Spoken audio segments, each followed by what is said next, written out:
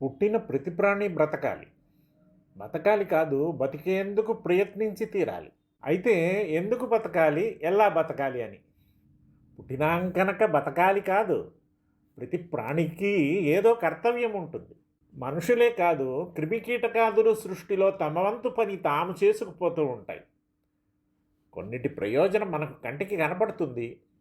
అవులు పాలిస్తున్నాయి, చెట్లు ఫలాలనిస్తున్నాయి, నదులు జలాలనిస్తున్నాయి.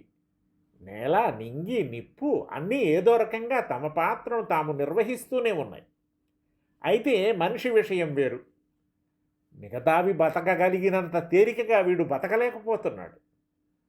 ఒక మనిషి జీవించాలంటే ఎన్నో కావాలి. ఇంత చచ్చి చెడి బతికి వీడేం చేస్తాడన్నది వేరే విషయం.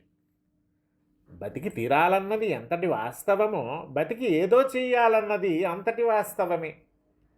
ఎందరూ బతకడం కోసమే బతుకుతున్నారు, ఎందరూ ఏదో చెయ్యడం కోసమే బతుకుతున్నారు. ఆ ఏదో అన్నది ఎంతవరకు సమర్థనీయంగా ఉంటోంది అన్నది బాగా పరిశీలించవలసిన విషయం. ఏమైనా బతకాలి కనుక మనిషి బతుకుతున్నాడు. బతుకుతున్నాడు కనుక మంచి బతుకు బతకాలనుకుంటున్నాడు.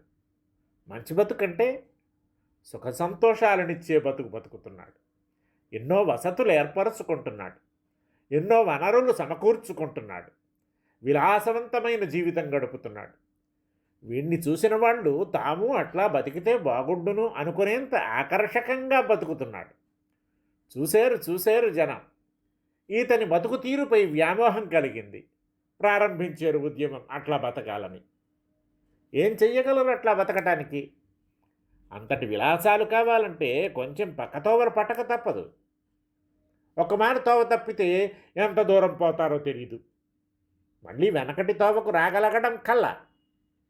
ఈ పక్కతోవలు పట్టడంలో ఎన్ని భ్రష్టు పనులు చేయాల్సి వస్తుందో లెక్కలేదు. అంచేత పక్కతోవలు పట్టి వెళ్ళదీసే బతుక్కు ఇన్ని తెప్పలెందుకు? ధారకాలతో సరిపెట్టుకో వెళ్ళిపోతుంది బతుకు అంటున్నాడు.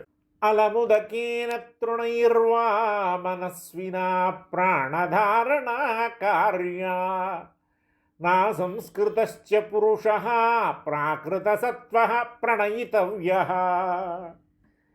అభిమానం కలవాడు నీళ్లు తాగి ఆకులలములు తిని ప్రాణాలు ధరించవచ్చు.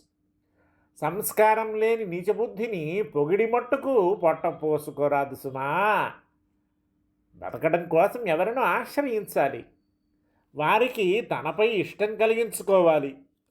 అందుకోసం వాడిని మెచ్చుకోవాలి, వాడి మనసు ఆనందపడే మాటలు చెప్పాలి.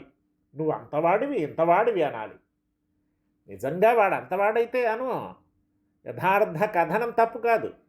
కానీ వాడు నిర్గంధ కుసుమం, బొత్తిగా యోగ్యత లేదు, సంస్కారం అన్నది ఏ కోశానా లేదు. మిదుమిక్కిలి నిసర్గం చేత నీచ బుద్ధి. వాడి దగ్గర ఐశ్వర్యం ఉండవచ్చు, అధికారం ఉండవచ్చు. వాడిని సంతోషపడితే నీ బతుక్కు ఒక తీరు తెన్ను కల్పిస్తాడు, నిజమే. కానీ వాడు వట్టి సంస్కారహీనుడే, నీచబుద్ధే. వాణ్ణి పొగుడుతావా? వాణ్ణి కొలుస్తావా? నీ పొగడ్త వల్ల వాడు పీటరేగిపోడు.